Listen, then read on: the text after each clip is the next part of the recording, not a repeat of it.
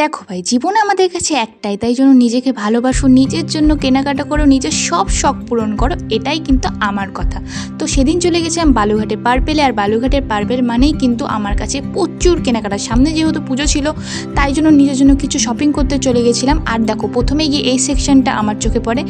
আমার ভীষণ পারফিউমের শখ, তো মেকআপ টেকআপ তো চারিদিকে আছেই, কিন্তু ওগুলো আমি অত দেখি না। আমার পারফিউমের এত শখ যে আমি পারফিউম কিনতে ভীষণ ভালোবাসি, আর তেমনি কিন্তু নতুন নতুন টাইপের পারফিউম ইউজ করতেও ভীষণ পছন্দ করি।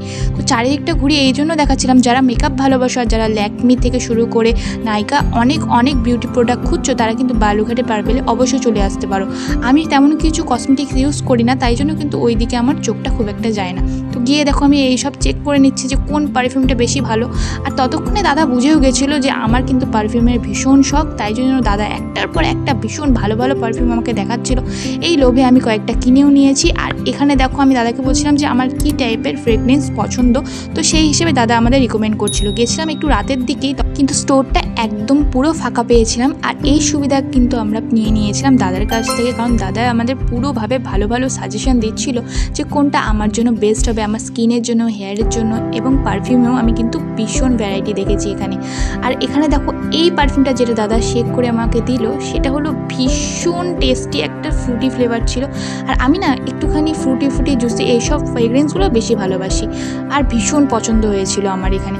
তারপরে কিন্তু ওখান থেকে আমি কিছু স্কিন প্রোডাক্ট নিয়েছিলাম, কারণ ভীষণ আমার জার্নির কারণে আমার কিন্তু পুরো হাত মুখগুলোতে ট্যান পড়ে গেছিলো। তো সেই জন্যই কিন্তু ট্যান রিমুভালের জন্য আমি কিছুটা প্রোডাক্ট সাজেস্ট করছিলাম দাদার কাছে।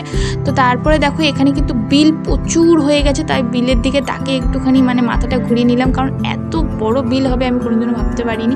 যাই হোক, চলতে পারে। কারণ তারপরেই গেছিলাম একটু কাজলের দিকে, কারণ আমার ইদানিং কাজল পরতে একটু বেশি ভালো লাগছে। তো একটুখানি ভালো একটু কাজল চাচ্ছিলাম আর কি। আর দাদা আমাকে বলছিল একটু ওয়েট করো ম্যাম, তার আগেই কিন্তু এই যে আমি কাজল ঘেটে দিয়েছি। এখানে আমি লজ্জায় হাসছিলাম যে আমি একটুখানি, আমার মধ্যে কোনো ধৈর্য নেই। যাই হোক, তারপরে কিন্তু আমি এখানে অনেক ফ্রিতে গিফটও পেয়েছি, কারণ শপিংয়ের উপরে গিফট ছিল। তারপরে কিন্তু আমরা অনেক আরও প্রোডাক্ট নিয়েছিলাম, যেমন দেখো আমার ট্যানের জন্য, এলবো রিমুভারের জন্য। তারপরে কিন্তু এখানে কিন্তু দাদা ভীষণ ভালো, ফ্রেন্ডলি, প্রচুর আমাদের ভালোভাবে সাজেশন করেছিল। আর আমার স্কিন এত সেন্সিটিভ না, আমি একটুখানি বেছে প্রোডাক্ট নিতে পছন্দ করি, যেমন কোনটাতে নাইসিনামাইড বেশি, কোনটাতে ভিটামিন ই বেশি, এগুলো আমাকে একটু দেখে নিতে হয়, কারণ গায়ের মধ্যে আমি কিন্তু উল্টোপাল্টা কিছুই মাখতে পারি না। স্কিন আমার ভীষণ সেন্সিটিভ, একটু উল্টোপাল্টা কিছু মাখলে কিন্তু প্রচুর র্যাশ বেরিয়ে যায়।